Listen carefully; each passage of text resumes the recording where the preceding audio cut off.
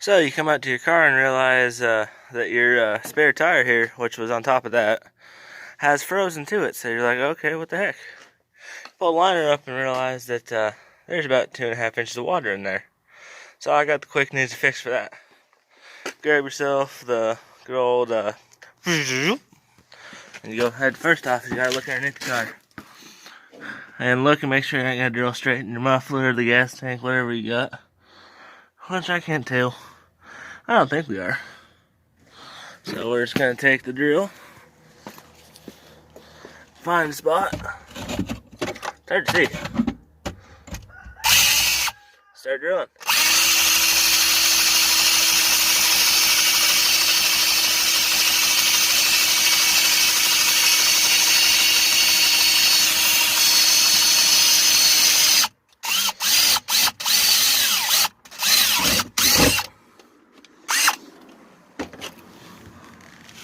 As you can see, all the water's coming out. I'll be back when we're done.